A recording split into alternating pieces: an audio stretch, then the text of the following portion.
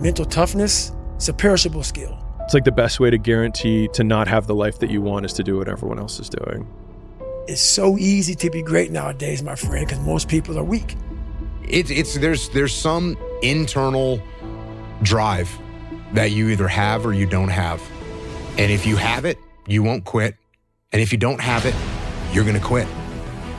Most people don't want to go to that extra mile. Most people don't want to find that extra because it sucks. It's miserable. It's lonely. You talk about that you were kind of, lonely by yourself. I was the same way. And that used to hurt me growing up. Now I fucking thrive in that shit. That's the only place to be. When I left that room to start sleeping at the gym, which was an hour away because I couldn't make the commute, so I saved $400 a month. I remember being actually kind of excited about it. I remember being like, man, this is going to be a sick story. Yeah, this is my Rocky cutscene, right? But the thing is that the Rocky cutscene lasts 30 seconds in the movie, but it can last 5 years in your life. Is the best way to work out what is going to resonate, and it's the best way to act on it as well. If you can't stop thinking about it when you go to bed tonight, and you can't stop telling your friends about it in the morning, and you've clipped it from this podcast, or any other podcast, or any other book, or whatever the thing is that you keep sending photos of, and you keep on reciting to people, and you try and tell your mum about it, and she doesn't care, that is the thing that you need to work on. I'm a hard worker. I was never great at anything, like as a kid.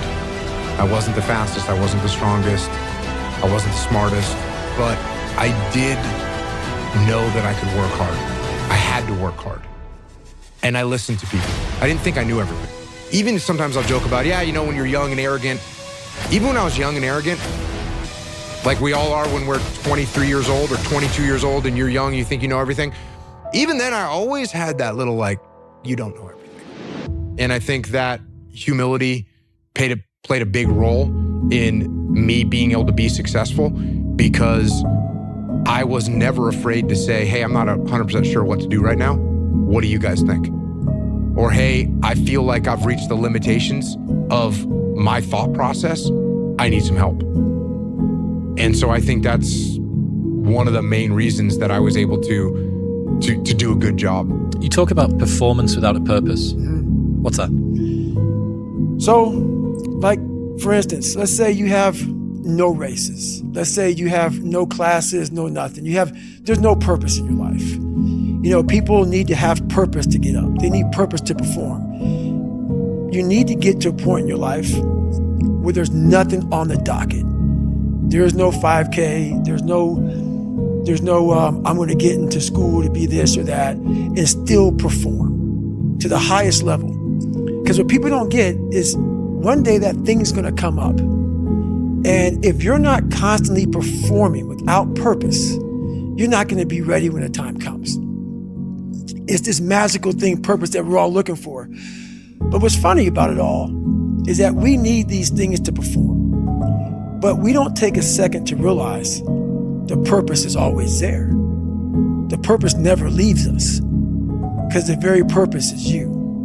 You are always the purpose. There may be another purpose, like being a SEAL or going to college or whatever, but the main purpose in life is you.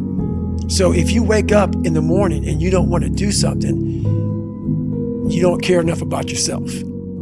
And that's what you need to really research is, man, why am I not doing this for myself? Because that is the number one purpose in life, is to better oneself.